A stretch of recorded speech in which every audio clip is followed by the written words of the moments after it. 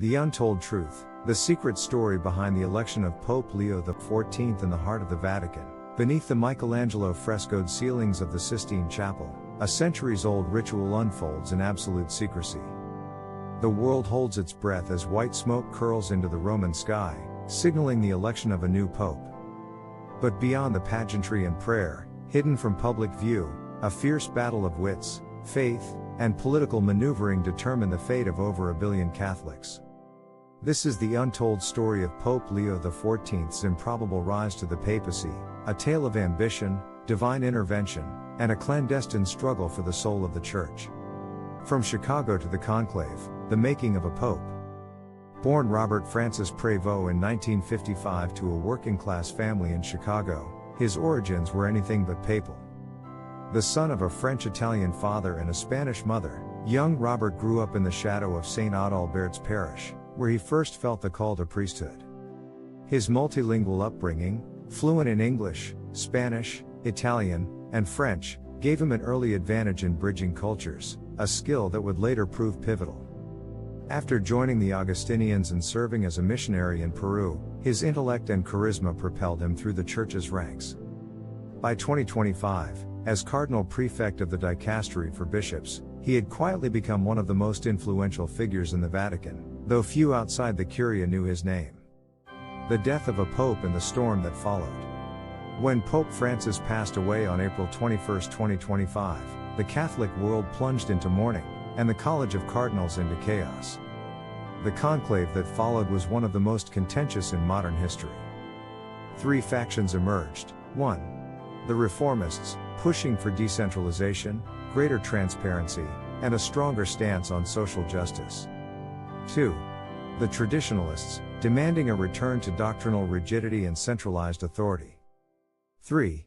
The Globalists, seeking a pope from outside Europe to reflect the Church's shifting demographics. Prévost, though not initially a frontrunner, became the compromise candidate after 4 deadlocked ballots. Behind the scenes, a secret alliance between Latin American and African cardinals, frustrated by decades of European dominance, secured his victory. The Miracle Ballot, a sign from above? Rumors persist of a mysterious 5th ballot, where an exhausted cardinal allegedly saw a vision of Saint Augustine, Prévost's patron saint, before switching his vote. Whether divine intervention or fatigue, the final tally shocked even the most seasoned Vatican observers. A new era begins. Pope Leo XIV's election marks a historic shift, the first pope with dual citizenship, US and Italy. A polyglot leader capable of speaking directly to millions without translators. A missionary background signaling a church focused on the global south. But challenges loom, the shadow of financial scandals lingering from previous administrations. Growing secularism in the West and persecution of Christians abroad. A divided Curia that may resist his reforms. The question that remains. As Pope Leo XIV steps onto the loggia of St. Peter's Basilica, the world wonders, will he be the reformer the Church needs, or will the weight of tradition crush his vision? Does his outsider status give him strength, or make him vulnerable? And what other secrets lie buried in the Vatican's archives, waiting to shake the faith of millions? One thing is certain, this is only the beginning. The next chapter in the Church's history will be written in intrigue, faith, and perhaps, revolution. The keys of St. Peter have been passed. But who truly holds the power? The shadow theater of conclaves, secret negotiations behind papal elections. The Papal Conclave is one of the world's most secretive electoral processes, governed by centuries-old rituals, but beneath the veneer of prayer and solemnity, it is also a hotbed of political maneuvering, clandestine alliances, and whispered negotiations. Here's how the hidden machinations of conclaves have shaped the election of popes throughout history. 1. The pre-conclave lobbying, the real election before the election. Long before cardinals enter the Sistine Chapel, informal campaigning takes place in Rome's seminaries, restaurants, and private apartments. Cardinals gauge support, form factions, and sometimes even strike bargains over meals. In 2013, Italian media reported cardinals dining at El Paseo di Borgo, a restaurant near the Vatican, where alliances were subtly forged over lasagna and grilled squid.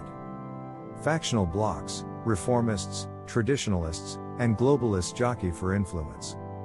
In 2025, the conclave was split between those favoring continuity with Pope Francis' progressive vision and conservatives seeking a return to doctrinal rigidity. Geographical alliances: Latin American and African cardinals, frustrated by European dominance, have increasingly coordinated to push for a non-European pope, as seen in the surprise election of Pope Leo XIV. 2. The accessus and tactical voting: how deadlocks are broken. When no candidate secures a 2/3 majority, cardinals engage in tactical voting, shifting support to a compromise candidate. Historical examples include 1958, John XXIII. The cardinals initially deadlocked between reformist and conservative candidates before settling on the elderly Roncalli as a transitional pope, only for him to revolutionize the church with Vatican II. 1963, Paul VI. Cardinal Gustavo Testa publicly shamed conservatives into backing Montini, breaking a stalemate. 1978, John Paul II. Karol Wojtyla emerged as a dark horse after frontrunners Cardinal Siri and Bonelli deadlocked. 3. The veto power in foreign interference. Though abolished in 1903, secular powers once wielded immense influence. 1903, Pius X. Austria-Hungary vetoed Cardinal Rampolla, fearing his liberal stance, ensuring the election of the more conservative Giuseppe Sardo.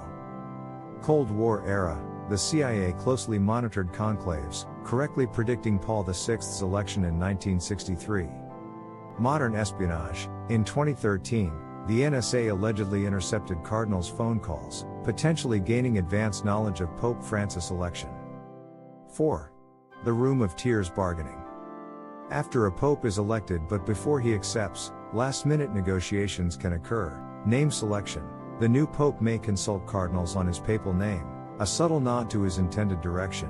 For example, Francis signaling humility, Leo suggesting strength. Promises and concessions: some historians allege that popes have made private pledges to factions in exchange for support, though such deals are officially forbidden. 5. The role of food and surveillance. Renaissance era: chefs like Bartolomeo Scappi described how food was inspected for hidden messages, whole chickens were banned, and wine served in clear glasses. Modern era: nuns at Domus Sancti Marthi now prepare simple meals, minestrone, lamb skewers, to prevent distractions, but cardinals still use dining hours for discreet lobbying. Conclusion: a divine election with earthly politics. While the Holy Spirit is invoked as the ultimate guide, conclaves remain a high-stakes diplomatic game, where whispers in hallways, strategic vote swapping, and even intelligence operations shape the future of the Catholic Church. As one historian noted, the smoke may be white or black, but the real fire burns in the back rooms. If you found this exploration insightful, subscribe to Untold Truth for more deep dives into the hidden stories shaping our world. Share your thoughts on Pope Leo XIV's election in the comments below.